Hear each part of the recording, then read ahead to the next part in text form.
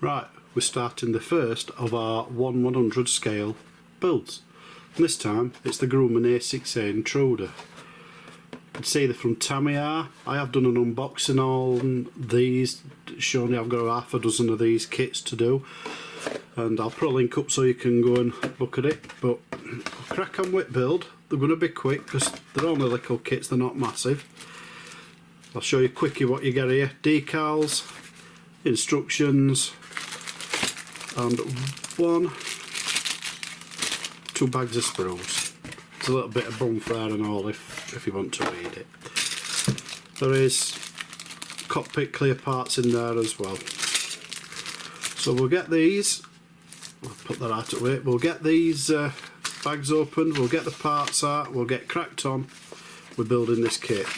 Just a quick look for you at the instructions before I do it.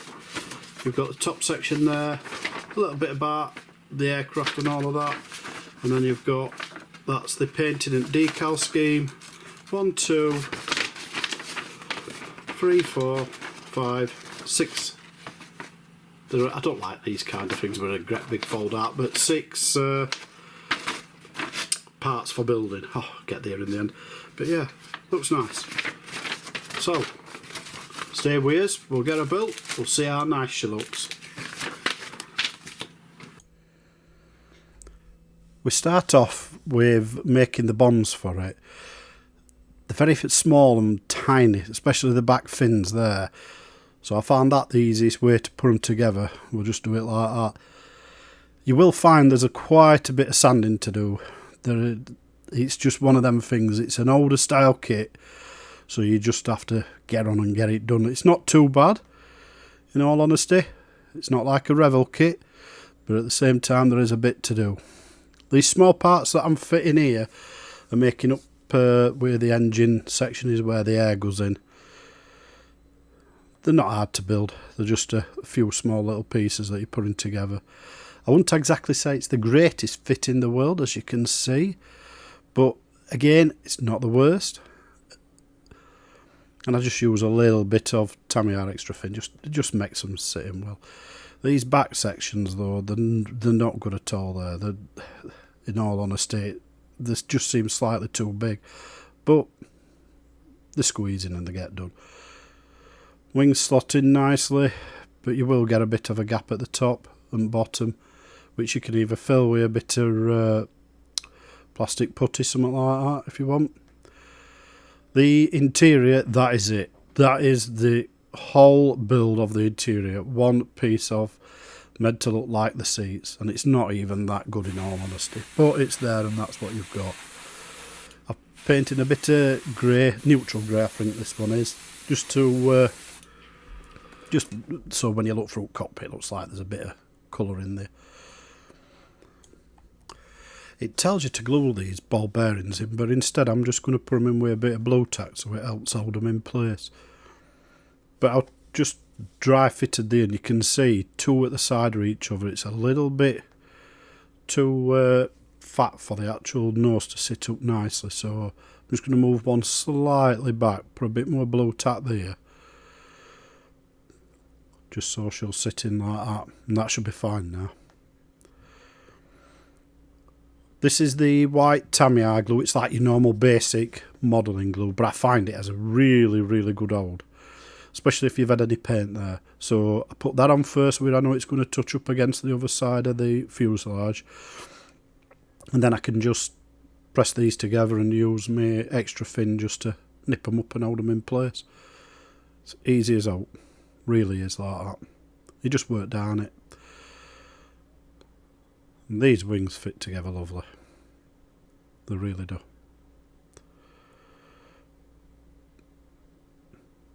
Sometimes you're sanding them like mad trying to get them to go into place, but you can see there, well, lovely the rear ones. So that's one thing you can always say about Tamiya. They always seem to get most of the basic fitting absolutely perfect. Yeah, sometimes a bit of the detail might be missing, or like that. I have a little bit of a thing against Tamiya with decals because I find them a bit fat. Saying that about fitting, this didn't really want to sit in 100% until you'll see I get my knife and then I have to just prise it open a bit and just so it clicks in there. Same at the bottom. Nearly did it. And other side there. And that one should just click in a sec. But that just made it so that it fit in nicely. I suppose if I sanded a bit off it, it'd just slid straight in, but I find that easiest, to be honest, to what I did there. Again, just a bit of glue just to make it sit in place and stay there. These are for on the wings that are holding your ordnance, your bombs, or your external fuel tanks, etc. You get 4 of them. They're easy enough, just nip in place. This is a bit of black primer. I tend to paint most of my kits black, to be honest, before I think, and then if I miss anywhere with paint, when I actually paint them properly, it just looks like it's a shadowed area. And this is some Mr. Colour White. Thinned down quite a bit, and I've thinned it down quite a bit because I don't want it going on too thick to hide all of the actual detail you get with it. So you'll see as it's drying, I'm going over it again and again. I put probably about 3 layers on before it got that nice thick white look. But you can see there how thin it is below that once it's dried. So back over I go. But I'd rather do that than have too much paint in it, have like a peely look, or I'll just look horrible, to be honest. There's 2 sections you have to spray in grey. I'm just spraying them in here. I lost the first bit of footage for that, so that's the only bit you've got there. But this is the grey now going over the top. You can see I've masked up them areas I did before. Again, it's thinned so that it needs a few coats, but it's a good paint anyway.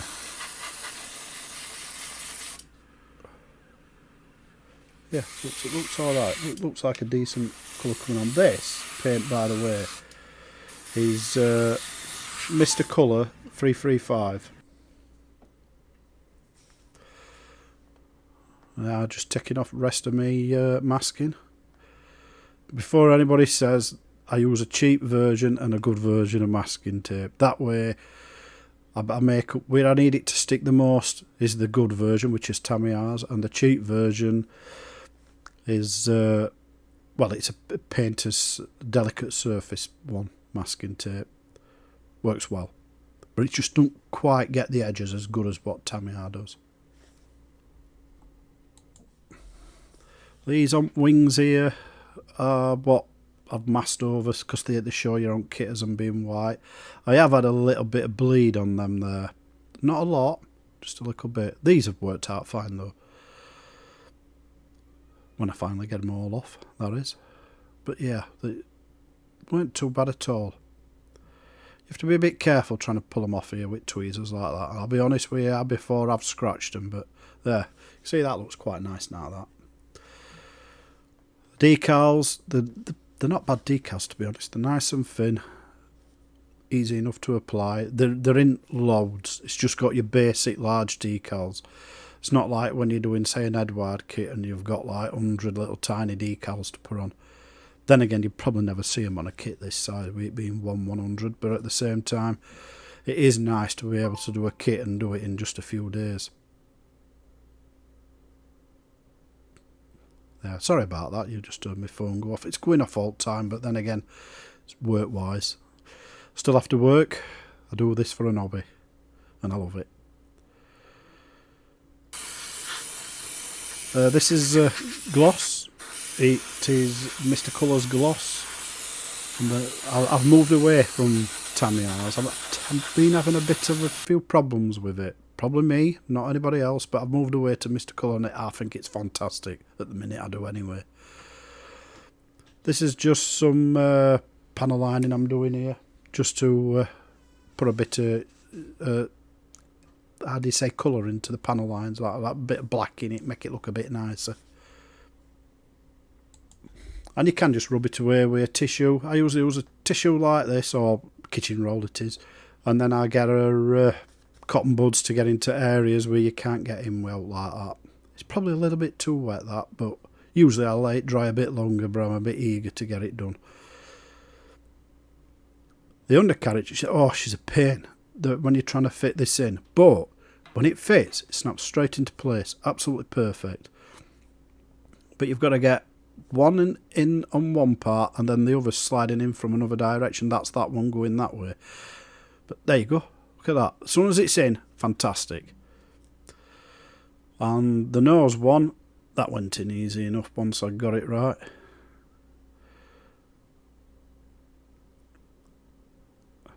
And that just slots straight in. I had to open the front hole on that a little bit. It didn't want to go in perfectly the first time, but when I just gave it a little bit of opening with my knife, then it made it better.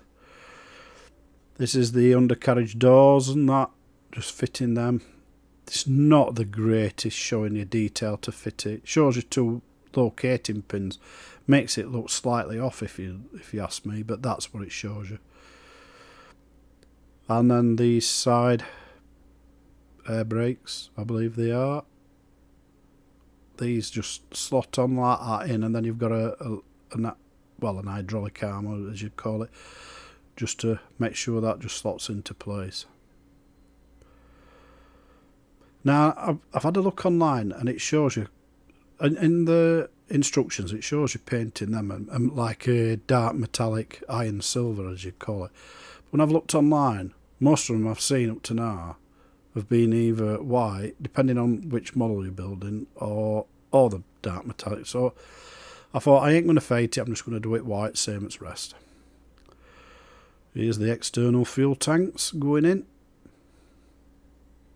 And the wheels fitted straight on. But there's no flat spots on them to say, oh, you've got to fit it in a set spot, so that's what it is. Just putting a couple of bombs on, just so you've got a bit more colour underneath, because there's not a lot of colour. Again, I'm using that white glue from Tamiya, the basic. Yeah. And a couple more external fuel tanks just to break it up a bit. And we're really cracking on now with this. This is some flat varnish now. I'm just sealing everything in with this, and it brings the colours uniform, more realistic, I think. Yes, if you want your kit to look like it's, how do you say, wet look, or if it's super shiny, brand new, if you want that kind of thing, yes, leave the gloss, but I prefer this flat varnish. And it's Winsor Newton varnish, cheap as all. You could just about see it there, it says Elmer's, goes on purple, dries clear.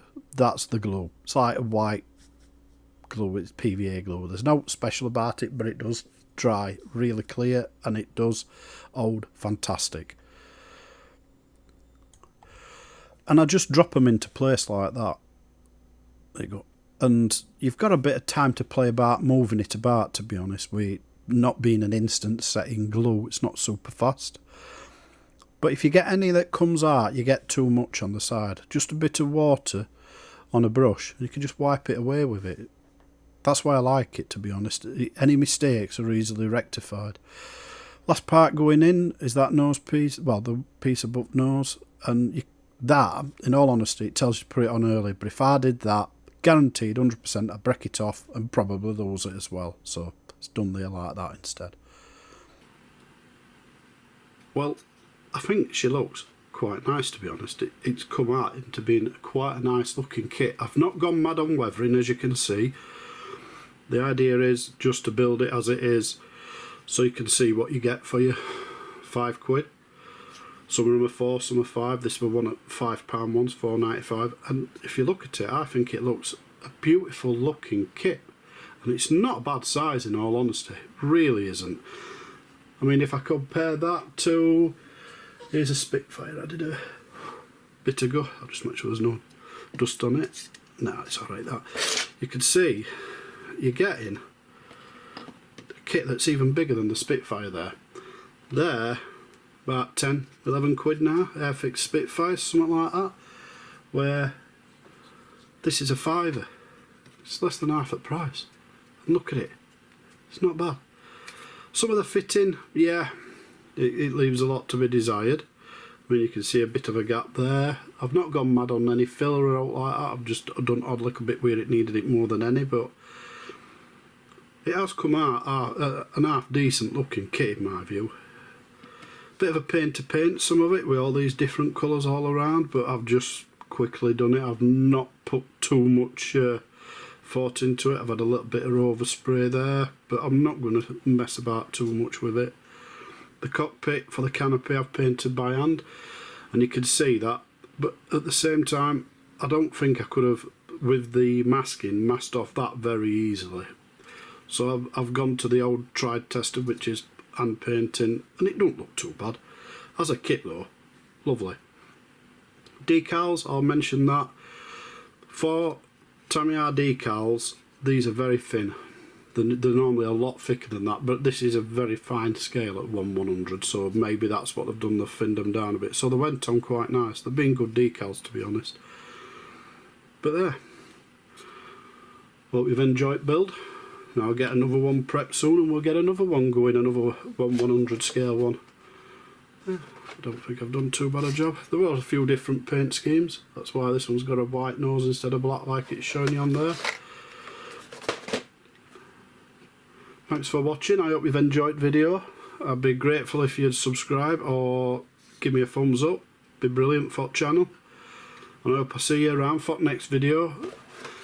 And I definitely hope I see you for the next instalment of the 1/100 scale Tamiya edition ones that we're doing. Don't know which one it'll be, but we've got, I think, another 5 to choose from yet. So catch you around later and have a good one.